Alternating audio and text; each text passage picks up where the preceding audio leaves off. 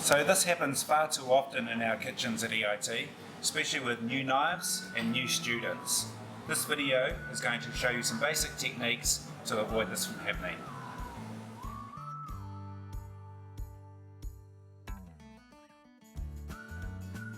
Okay guys, we tend to have a lot of cuts here at EIT, especially with new trainee students. So I'm just going to run over a few basic safety precautions that you can take to avoid cuts.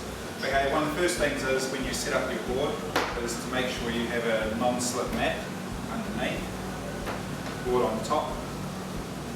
Make sure it's sort of balanced well so it doesn't move or slide around. Knife kits. A lot of people cut themselves taking the knives in and out of their kits. So one little bit of advice is to have all your sharp edges facing one way. Make sure you strap them in well. And when you open it, just be careful that there's no loose knives that can fall out. If a knife does happen to fall out, please don't try and catch it. Be very careful taking them out. This is probably where about 30% of our cuts happen, is when students are taking knives in or out of their knife cases. When you're walking around the kitchen, hold the blade down, pointing down towards the ground, and the blade facing behind you. When you're putting it on your chopping board, put it down flat. Don't ever leave it line up like that. Sometimes some of these knives balance up like that. Never carry a knife around on your board. Okay, carry them separately. So if you're using another knife on the chopping board, make sure you don't have more than one knife on the board. The knife, if you're not using it, can just go up against the edge of your chopping board so that the blade's not pointing in your direction. Also, never cover your knife with a tea towel or a cloth in case someone else comes along to grab the cloth and the knife goes flying.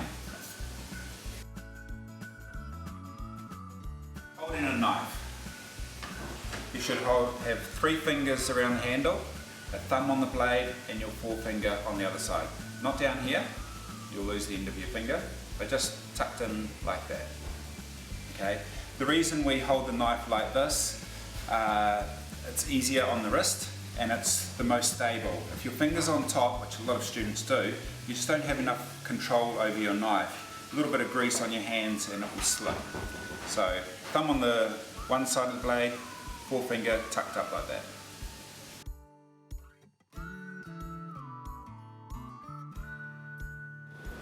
Okay, once we've learned how to hold the knife properly, this hand is basically just doing a continuous circle, up and down, forward and back. Forward, up, back, down, in a circular motion. And this hand is basically just, you plant your thumb down and you're dragging those fingers back towards your thumb. I tend to put my nails right on top of the chopping board, plant the thumb and then just slide it back that way.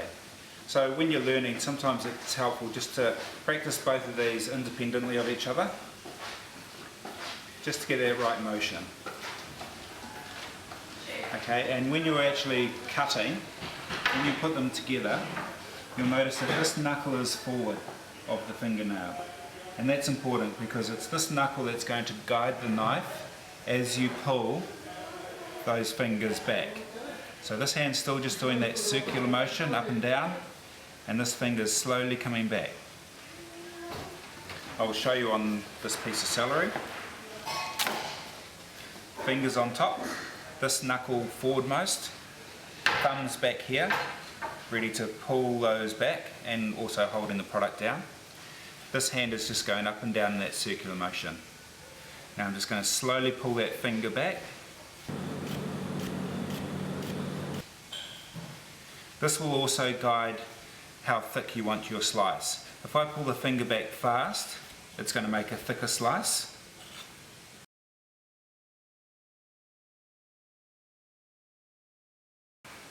If I pull it back slowly, it's going to make a thinner slice. So when you're wiping food off the edge of the knife, always again have the blade facing away from you and push it down like that. Please be careful, never go straight along, or obviously never ever slide it with the blade facing towards you. Okay, so to cut an onion, make sure your knife is sharp. If it's not sharp, watch the knife sharpening video. You can get a bit of a gauge on how sharp your knife is just by gently touching the edge. Okay, so this is how I cut up an onion. There's lots of different ways, but what I've found what works for me is I start off by cutting off that root section really close to it.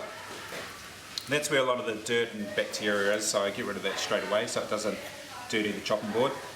In most cases I'll hold the onion like this, put the knife on top and cut directly through that root section. Push the knife forward till the tip of the knife hits the chopping board and then down. Okay.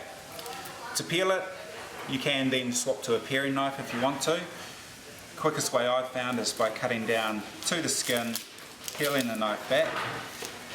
Creates a bit of a V section where you can then use your thumb and the heel of the knife to go 1, 2, and that's peeled.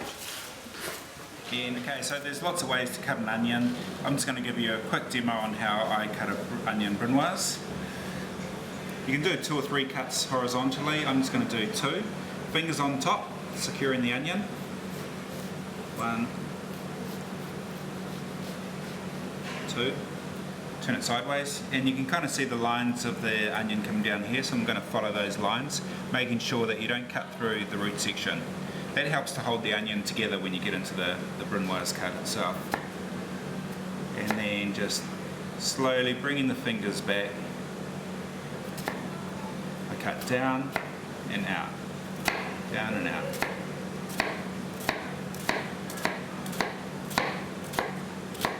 Sometimes when I get near the end here, I squeeze the onion together just to support it, to do those last couple of cuts.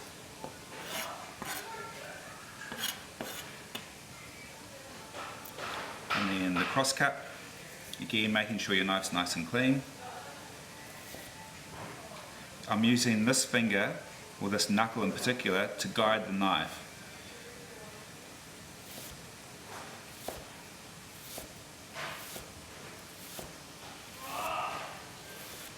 One common mistake is people forget about their thumbs, and you'll be cutting down like this and you forget to move your thumb back, so make sure your thumb and your other fingers are behind this lead finger.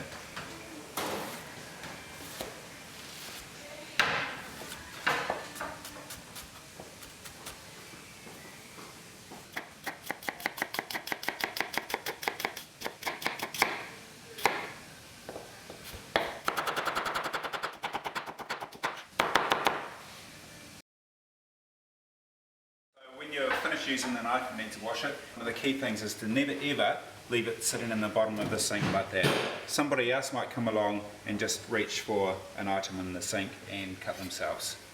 I always just hold on to the handle, get a good scrubbing brush, nice hot soapy water, scrub each side, and the handle,